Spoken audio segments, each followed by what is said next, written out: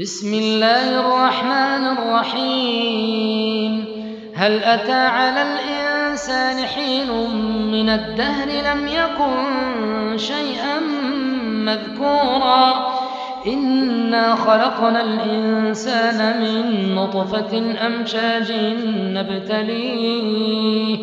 نبتليه فجعلناه سميعا بصيرا إنا هديناه السبيل إما شاكرا وإما كفورا إنا أعتدنا للكافرين سلاسل وأغلالا وسعيرا إن الأبرار يشربون من كأس كان مزاجها كافورا عينا يشرب بها عباد الله يفجرونها تفجيرا يوفون بالنذر ويخافون يوما كان شره مستطيرا ويطعمون الطعام على حبه مسكينا ويتيما وأسيرا إنما نطعمكم لوجه الله لا نريد منكم جزاء ولا شكورا إنا نخاف من ربنا يوما عبوسا قمطريرا فوقاهم الله شر ذلك اليوم ولقاهم نضرة وسرورا وجزاهم بما صبروا جنة وحريرا متكئين فيها على الأرائك لا يرون فيها شمسا ولا زمهريرا ودانية عليهم ظلالها وذللت قطوفها تذليلا ويطاف عليهم بآنية من فضة وأكواب كانت قوارير من فضة قدروها تقديرا ويسقون فيها كأسا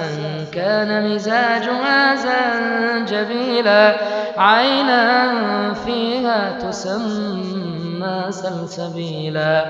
ويطوف عليهم ولدان مخلدون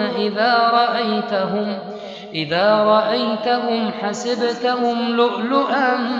منثورا وإذا رأيت ثم رأيت نعيما وملكا كبيرا عاليهم ثياب سندس خضر واستبرق وحلوا أساور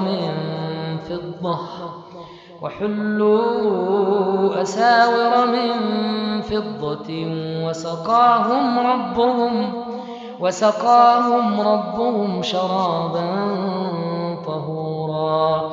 إن هذا كان لكم جزاء وكان سعيكم مشكورا إنا نحن نزلنا عليك القرآن تنزيلا